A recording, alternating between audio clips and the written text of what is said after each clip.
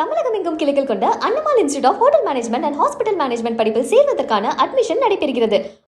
கோவை சித்ரா பகுதியில் உள்ள தனியார் விடுதியில் பாஜக முன்னாள் மாநில தலைவர் அண்ணாமலை செய்தியாளர்களை சந்தித்து வருகிறார். அதன் நேரடி காட்சிகளை தற்போது பார்க்கலாம்.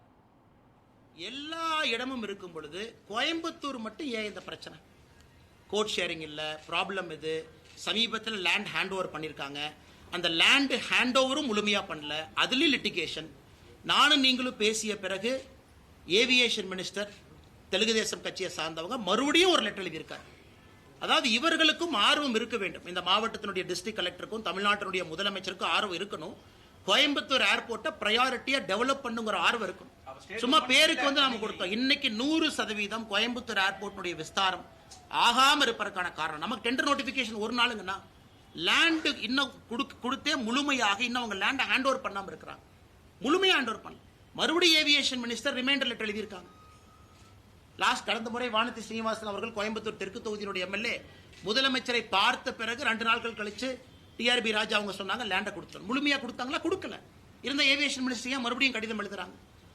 அந்த அக்கறை பண்ணி லிட்டிகேஷன்ல ரிமூவ் பண்ணி கொடுக்க வேண்டியது இவங்க கடமை. எப்படி மத்திய அரசு இங்க லிட்டிகேஷன் அவங்க பொறுப்பு எடுப்பாங்கன்னா மாநில அரசு தான் காரணம். அதே தான் சொல்றேன்.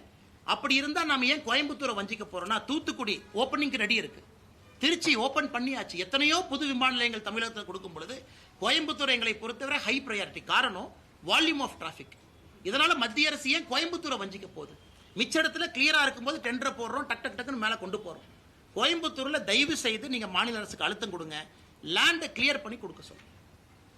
ஏன்னா லேண்டை கிளியர் பண்ணாம 2 முறை டிராயிங்கை மாத்திருக்காங்க. தமிழகத்திலேயே அதிகப்படியான நிதி ஒதுக்கீடு ராஜ்யத்துக்கு கோவைக்கு தான் பண்ணியிருக்கிறோம் அப்படின்னு சொல்றாங்க. 90% முடிஞ்சிருச்சுங்க. நீங்க சொன்ன மாதிரி 10% முடிக்கல, 100% ஹேண்ட் ஓவர். அண்ணா லிட்டிகேஷனோட ஒரு ப்ராப்பர்ட்டியை ஹேண்ட் ஓவர் பண்ணீங்கன்னா மத்திய அரசு லிட்டிகேஷனை சால்வ் பண்ண முடியாதுங்கண்ணா.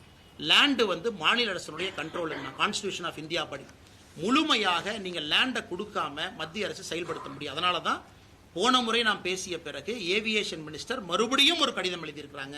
எங்களுக்கு லேண்டை முழுமையாக ஹேண்ட் ஓவர் பண்ணுங்க. பண்ணிட்டாங்கன்னா எங்க ரெஸ்பான்சிபிலிட்டி நாங்க செயல்படுத்தி காட்டுறோம்.